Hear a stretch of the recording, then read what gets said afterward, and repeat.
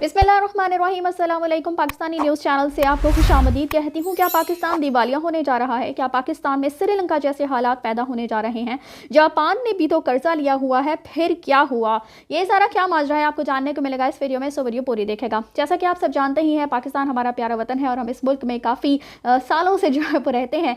लेकिन अब जो हालात पाकिस्तान के मुआशी तौर पर बन चुके हैं, उससे हर शख्स यही कहता हुआ दिखाई दे रहा है कि अनकरीब पाकिस्तान जो है वो डिफ़ॉल्ट हो जाएगा, दिवालिया हो जाएगा। और जिस तरह से पेट्रोल और डीजल की कीमतों में होशरुबा इजाफा जो है वो देखने में आ रहा है, पेट्रोल जो है वो अभी 35 रुपये में मजीद इजाफा किया गया है और डॉलर जो है वो 270 से भी शायद जो है वो पर लगाकर उड़ता चला जा रहा है और उसकी कीमत कहाँ जाकर रुकेगी कोई भी अंदाज़ा नहीं लगा सकता। और फिर जो अशियाए खुर्दरोश, जो आम अशिया की कीमतें हैं वो भी इस कदर ज़्यादा हो चुकी हैं, जैसे कि जब आप चिकन लेने जाते हैं उसकी कीमत आप सब जानते ही हैं। इसी तरह अंडे हो गए, आटा हो गया, दालें हो गई, चीनी हो गई, ये सारी चीज़ें इस कदर ज़्यादा महंगे दामों जो है वो फ़रोख्त की जा रही हैं। और इन सारी चीज़ों के महंगा होने के बाद जो है वो अब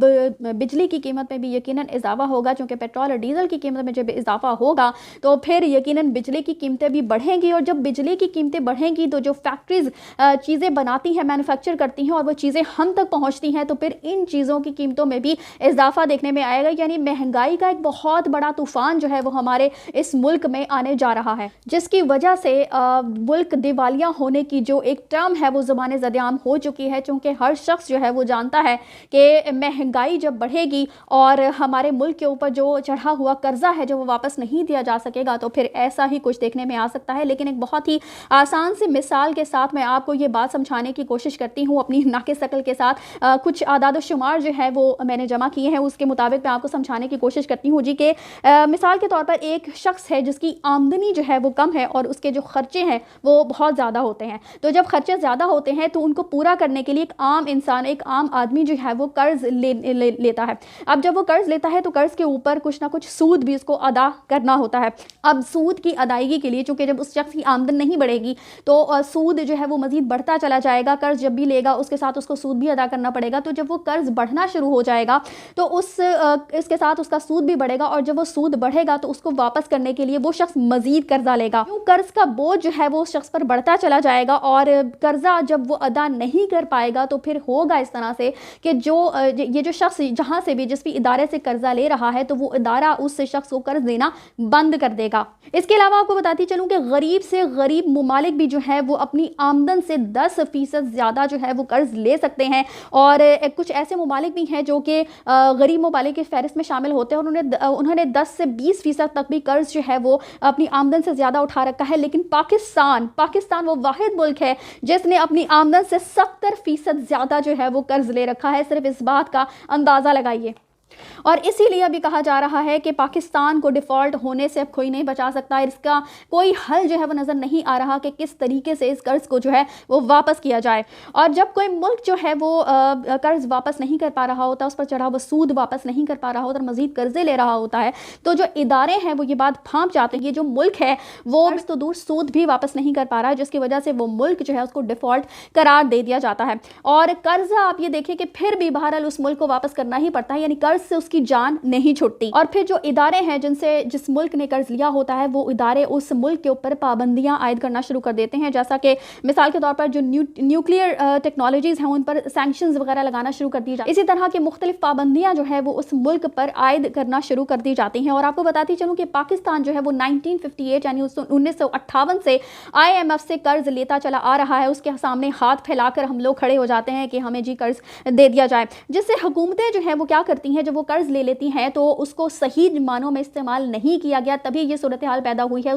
इसलिए क्योंकि हुकूमतों ने ये किया जी कि छोटे छोटे शॉर्ट टर्म गोल, जैसे कि सड़कें वगैरह बनाना, यानी जो काम फौरी तौर पर हो सकता हो, सिर्फ आवाम को लॉलीपॉप देने के लिए, आवाम को खुश करने के लिए, ताकि अगली बार उनका हुकूमत में आना आसान हो सके। इस वजह से अपनी अय्याशियाँ करते हुए उन्होंने छोटे छोटे शॉर्ट टर्म गोल्स पर ये पैसे जो है, जो कि कर्ज के पैसे थे, वो खर्च करना शुरू कर दिए। और यूं ये कर्ज का बोझ जो है वो हमारे मुल्क पर बढ़ता चला गया। لیکن اب لوگ جو ہیں وہ کچھ لوگ ایسا بھی کہہ رہے ہیں کہ کیا ہو گیا اگر پاکستان نے اتنا زیادہ قرض لے لیا، کیونکہ جاپان نے بھی تو کافی قرض جو ہے وہ اٹھا رکھا ہے۔ آپ کو بتاتی چلوں کہ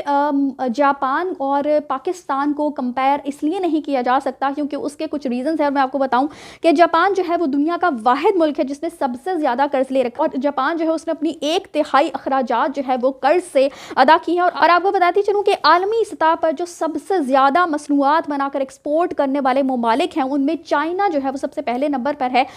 جس کے 28.7 یعنی 28.7 پوائنٹس ہیں، اور اس کے بعد امریکہ آتا ہے جی، امریکہ دوسرے نمبر پر ہے 16.8% کے لحاظ سے وہ دوسرے نمبر پر ہے، اور جاپان جس کی بات میں کر رہی ہوں جاپان جو ہے وہ 7.5% کے لحاظ سے تیسرے نمبر پر ہے۔ یہ جو ممالک ہیں وہ عالمی سطح پر سب سے زیادہ اشیاء جو ہے مصنوعات بنا کر فروخت کرتے ہیں، ایکسپورٹ کرتے ہیں، تو اگر جاپان جو ہے وہ قرض لیتا بھی ہے تو اس کی ایکسپورٹ بھی جو ہے وہ اچھی خاصی ہے۔ اس کے بعد جرمنی ہے جو کہ چوتھے نمبر پر ہے 5.3% کے لحاظ سے، صنعتی پیداوار کے حساب سے جو ہے وہ 5ویں نمبر پر انڈیا ہے، اور یہ ورلڈ مینوفیکچرنگ انڈیکس کی رپورٹ ہے جو میں نے آپ کے ساتھ شیئر کی ہے۔ اس کے علاوہ جاپان کو پاکستان سے اس لیے بھی کمپیئر نہیں کیا جا سکتا کیونکہ جاپان نے 2019 میں $1 ارب کی اشیاء بنائی تھیں، جس میں الیکٹرانکس تھی، آٹو موبائل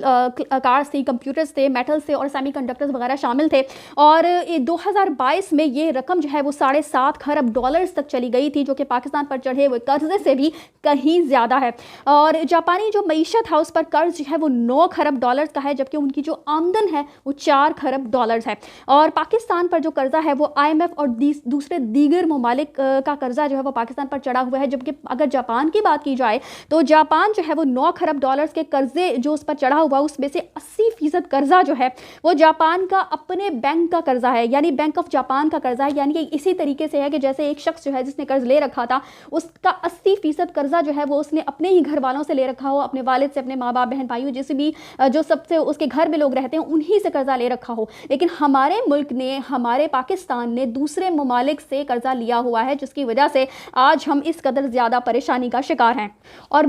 جاپان جو ہے وہ اپنے ملک کا یہ قرضہ جو ہے وہ اپنے نوٹ چھاپ کر بھی واپس کر سکتا ہے۔ اور اب میں آپ کو بتاتی ہوں کہ پاکستان سری لنکا بننے جا رہا ہے یا نہیں، لوگ اس پر بھی بہت زیادہ ڈیبیٹ کرتے ہوئے دکھائی دے رہے ہیں۔ تو جی سری لنکا جو ہے وہ اس وجہ سے اس کا حال یہ ہو گیا کیونکہ اس کا جو جھکاؤ تھا وہ چائنا کی طرف کافی زیادہ تھا، اور یورپ نے چونکہ اس کا ساتھ نہیں دیا تو اس کے بعد اس کے یہ حالات ہو گئے۔ پاکستان کے جو حالات ہیں وہ بھی کچھ اسی قسم کے ہیں کہ پاکستان کا جھکاؤ چائنا کی طرف کافی زیادہ ہے، اور جبکہ چائنا جو ہے وہ پاکستان کو قرض دینا بند کر چکا ہے۔ دوسری طرف یورپ جو ہے وہ پاکستان کو سی پیک کی وجہ سے ڈراتا رہتا ہے کہ یہ جو سی پیک ہے وہ پاکستان کو تباہ کر دے گا، اور چائنا جو ہے وہ اب پاکستان میں انویسٹمنٹ کر رہا ہے جو کہ $53 ارب کی ہے، جو کہ 2050 تک مکمل ہو جائے گی۔ تو جی سری لنکا بننے کے امکانات پاکستان کے کافی زیادہ اس لیے ہیں کیونکہ آپ یہ دیکھیے کہ 8 لاکھ پڑھے لکھے پاکستانی جو ہے وہ پاکستان سے بیرون ملک جا چکے، یعنی جو ہماری ہیومن ریسورس ہے، اتنی زیادہ ہیومن ریسورس وہ پاکستان سے ٹریول کر کے دوسرے ممالک جا چکی ہے، کیونکہ جس طرح سے ہم لوگ دیکھ رہے ہیں حالات کو،